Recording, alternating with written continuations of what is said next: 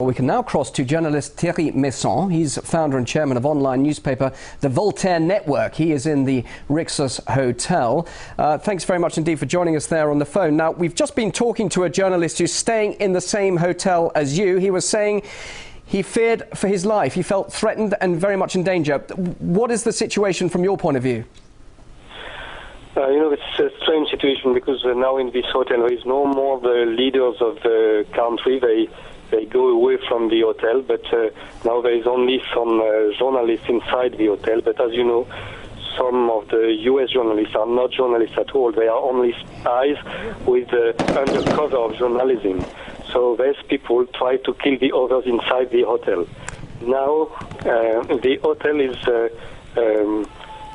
without electricity and no food, and we had some Libyan fighters inside to protect us against the US, and the hotel is surrounded by the tribes now to prevent the entrance of NATO here. But NATO lose a lot of ground today, especially this afternoon. There was a big counteroffensive from the royal forces, and they ousted the rebels from a great part of the town.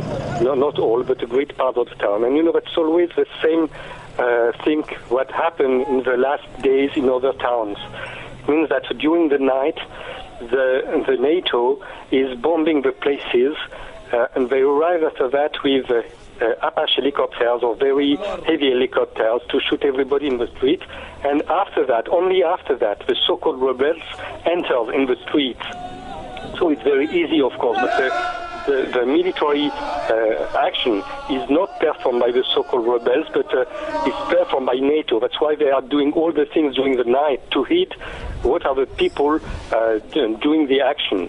But in the day, each time we see the reverse. In the day, the loyal forces try to control again the ground, and the rebels are withdrawing. Let me just quickly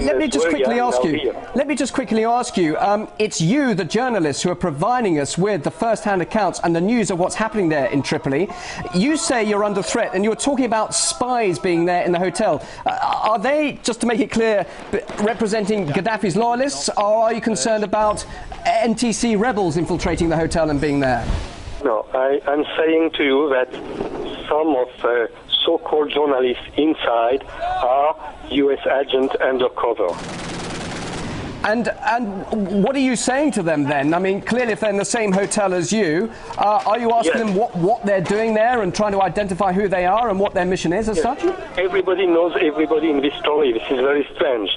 And now the hotel is cut in two different parts. So why do you, if they're American CIA agents, why do you feel threatened then?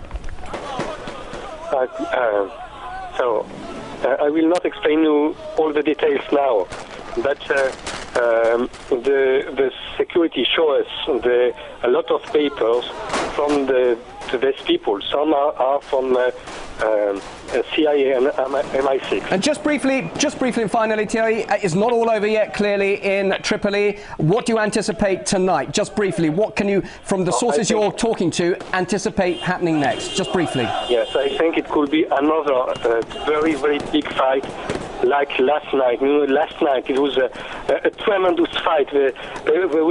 We don't know exactly the losses, but during the first part of the night, there was only the first part of the night. There was 1,300 people killed and 5,000 people badly injured. We enter in the hospitals. All right.